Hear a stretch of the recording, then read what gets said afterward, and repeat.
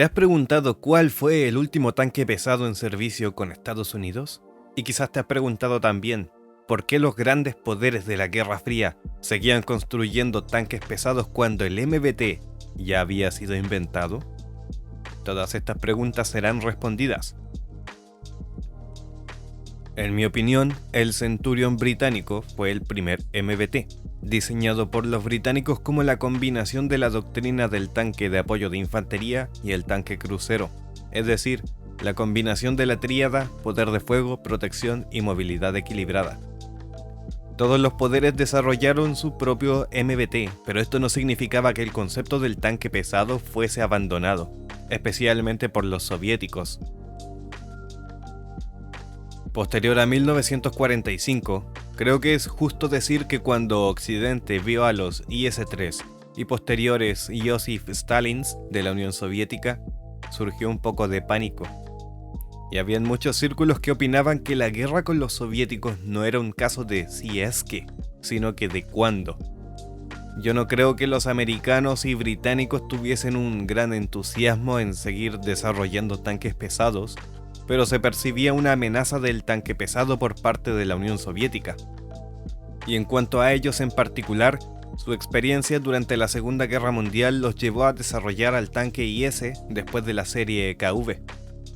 Los soviéticos veían los obvios beneficios de la guerra de tanques móvil e hicieron mucho uso de ella, enfrentando a los Panthers, Tigers y varios cazatanques con grandes cañones en un número muchísimo mayor que lo que enfrentaron los aliados. Por lo tanto, se deseaba tener algo mejor que el T-34, y eso llevó a la serie Joseph Stalin con sus propios grandes cañones y blindaje pesado. Sospecho que el diseño de tanque pesado soviético simplemente siguió su curso por su propia inercia, resultando en el T-10 antes de que los soviéticos reevaluaran la situación y se concentraran en sus propios diseños de MBT, como el T-54 que llegó en 1947 y rápidamente evolucionó en el T-55 archi reconocido.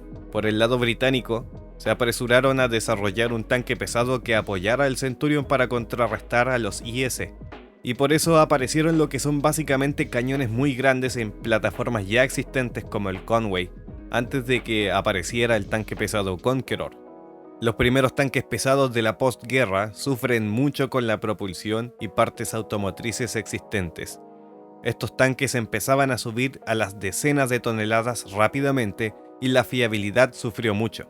Mientras que estos componentes se iban desarrollando, todavía faltaba un problema muy importante que resolver. El peso de estos tanques los hacía extremadamente difícil de mover usando los caminos existentes, ferrocarriles y puertos. Los británicos y estadounidenses peleando en Europa, en otro continente, necesitaban tanques. Estos serían transportados por mar, y por dar un ejemplo, durante la Segunda Guerra Mundial, los Shermans eran traídos en grandes números, mientras que los Pershing tenían algunos puertos con las grúas para moverlos, limitando así su flujo. A medida que la tecnología de cañones y municiones mejoró, llegó un punto en el que virtualmente cualquier blindaje podría ser penetrado. La movilidad, por lo tanto, se volvió una opción más atractiva que blindaje más grueso, y la idea era no ser golpeado en primer lugar, en vez de resistir múltiples golpes.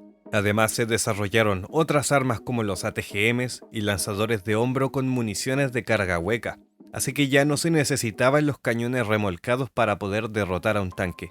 En enero de 1951, Chrysler ganó un contrato de 99 millones para producir un tanque pesado. El primer modelo, el T-43, fue completado en noviembre de 1951. Causó tamaña impresión. Los oficiales pensaban que este tanque ganaría en potencia a cualquier otra máquina de guerra terrestre alguna vez construida. Hasta 1954 se construyeron 300 tanques, pero esto se mantuvo en secreto porque recién en mayo de 1954 debutó en público, en una demostración en la planta de tanques de Newark. 80 de estos fueron al ejército redesignados como M103 y 220 fueron aceptados por el Cuerpo de Marines para ser utilizado como apoyo a la infantería, reconstruidos al estándar M103A1 y luego al M103A2. En 1957, un reporte llamó a una auditoría del programa. Los investigadores no pudieron determinar el costo de dicho programa, que se estimaba en los cientos de millones de dólares. Y parecía raro que la producción se hubiese apresurado para la guerra en Corea, a pesar de que no se necesitaba su presencia en la península, y en cuanto a su poder de fuego, con que estaba armado. Esta bestia llevaba un cañón M58 de 120 milímetros de ánima estriada, que era un derivado de un cañón antiaéreo súper pesado llamado cañón M1. Por Dios, no tenían creatividad para los nombres los gringos, man. Algunas pruebas de los prototipos probados en el tanque pesado T-34 revelaron problemas con los gases entrando en la torreta, algo tóxico, así que se le instaló un evacuador de gases. Y luego la versión que llevaría el M103 sería más liviana, pero al mismo tiempo era más fuerte y podía aguantar presiones de hasta 330 megapascales, y se designó como cañón M58. El Conqueror británico, también otro tanque pesado, usa una versión modificada de este llamado cañón L1.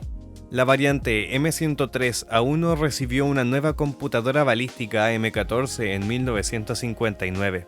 Se le removió la ametralladora coaxial, y el M103A2 de 1964 recibió un telémetro M24 de coincidencia óptica.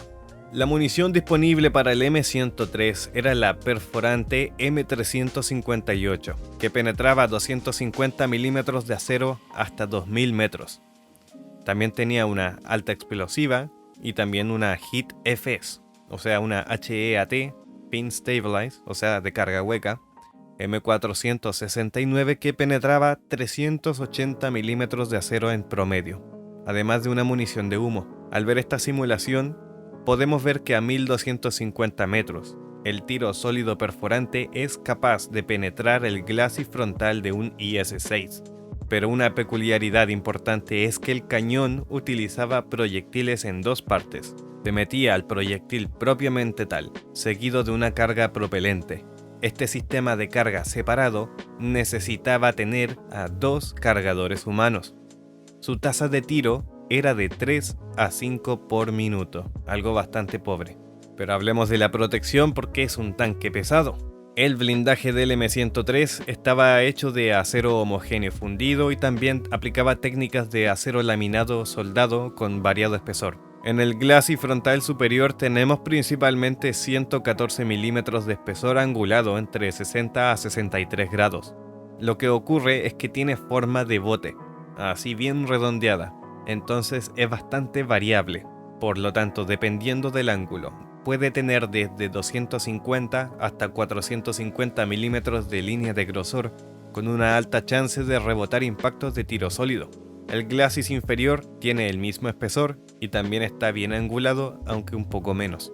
El lateral del chasis tiene 44 milímetros en la mitad inferior, angulada a 38 grados, pero si lo vemos desde el arco frontal, puede llegar a ser bastante angulado, porque resulta que hay que combinar ambos grados y tenemos un ángulo compuesto que puede ser incluso superior a los 70 grados. Así que su espesor efectivo es en realidad muchísimo mayor, muy bien protegido en realidad. Sin embargo, la mitad superior tiene 50.8 milímetros y es entendiblemente más plana y por lo tanto más vulnerable. El mantelete es de forma compleja, pero el espesor tiene un mínimo de 250 milímetros en todo el área de superficie, llegando a tener 350 milímetros en algunos sectores menores. Mientras que la torreta, con su construcción fundida de al menos 156 milímetros de espesor desde el frente, genera más de 65 grados de impacto, entonces su espesor efectivo es en realidad superior a los 300 milímetros, que van aumentando a medida que nos vamos moviendo de la línea media. Como es de esperar, es un tanque muy bien protegido para la época. Ocurre entonces que municiones HIT lo podrían perforar consistentemente, pero eso es totalmente esperable. Sin embargo, veo un problema algo grande, y con grande me refiero a la torreta. Es muy larga, e incluso en una posición hull down, esto es un problema, porque si el tanque gira su torreta escaneando aunque sea 30 grados hacia el horizonte, o atacando otro objetivo, está presentando una porción vulnerable bastante grande, y que de ser penetrada, es el fin del tanque, porque atrás guarda las cargas propelentes de la munición, dado que este tanque utiliza municiones en dos partes. De hecho, estas cargas las podemos encontrar en todo el tanque, en todo rincón, porque se imaginarán que no había mucho espacio para guardar muchas municiones que se dividían en dos. Sin importar el ángulo de penetración, se encontrará con una de estas cargas, que tampoco están protegidas con nada. Eso quiere decir que de ser penetrado, basta con un solo tiro para destruir catastróficamente al M103. ¿Y cómo era su movilidad? Utilizaba un motor Continental AV1790 de gasolina. Sí, si les suena, es el mismo que el del M48. Y ese pesaba 45 toneladas, el M103 59. Y peor aún, es que este motor es conocido por ser bastante malo. Al M103 le entrega un alcance de 130 kilómetros. Y eso es sin tener problemas mecánicos que sí tenía. En el M103A2 se reemplazó el motor por la versión diésel que usaba el M60. Tenía menor potencia, con 750 caballos, pero a cambio, su rango operacional incrementó considerablemente, hasta 480 kilómetros. De nuevo, esa cifra bastante difícil que se alcance. Su velocidad máxima en carreteras era de 34 kilómetros por hora, con una transmisión General Motors CD8504A, con dos cambios adelante y uno en reversa que le daba 8 kilómetros por hora en reversa. Las versiones iniciales sufren de un enjambre de problemas mecánicos. El Continental era insuficiente, resultando en un rendimiento abismal.